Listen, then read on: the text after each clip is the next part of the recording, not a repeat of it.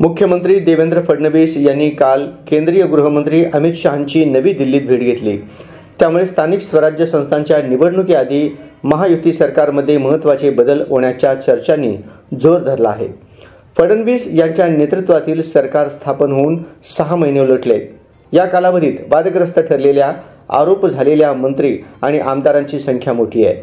यातील सर्वाधिक मंत्री शिवसेनेचे आहेत। मुख्यमंत्री फडणवीस आणि अमित शहा यांच्यात 20 मिनिटे चर्चा झाली। फडणवीस भाजप अध्यक्ष जे.पी. नड्डा, संरक्षण मंत्री राजनाथ सिंह आणि ऊर्जा मंत्री मनोहर खट्टर यांना देखील भेटले। शहा आणि फडणवीस यांच्या भेटीत महायुती सरकारमधील मंत्र्यांच्या गेल्या 6 महिन्यांमधील कामगिरीवर चर्चा झाल्याची सूत्रांची माहिती आहे। अकार्यक्षम आणि वादग्रस्त मंत्र्यांना नारळ दिला जाण्याची दाट शक्यता आहे। काही मंत्र्यांचे विभाग भ्रष्टाचारामुळे चर्चेत आहेत। त्या मंत्र्यांना देखील बाहेरचा रस्ता दाखवला जाऊ शकतो, अशी माहिती सूत्रांनी दिली आहे। महायुती सरकारमधील अनेक मंत्र्यांची गच्छंती होण्याची दाट शक्यता आहे। शिवसेनेचे मंत्री संजय शिरसाट, राष्ट्रवादी काँग्रेसचे मंत्री माणिकराव कोकाटे यांची हकालपट्टी निश्चित मानली जात आहे। शिरसाट यांचा बेडरूममधील व्हिडिओ समोर आला। त्यात त्यांच्याजवळ पैशांनी भरलेली बॅग दिसत होती।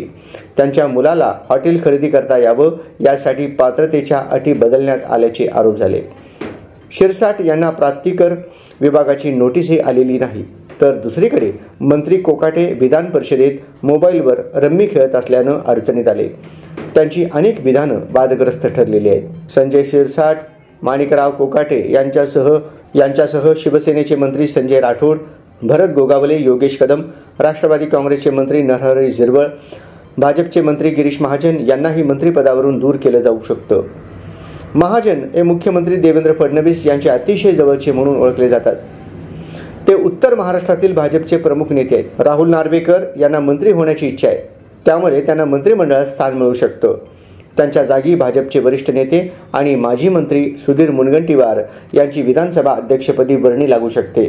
याबद्दल नार्वेकर यांना विचारला असता विधानसभेचा अध्यक्ष म्हणून मी समाधानकारक काम केलेलं आहे, पक्ष देईल ती जबाबदारी स्वीकारण्यास मी तयार आहे, असं उत्तर त्यांनी दिलं।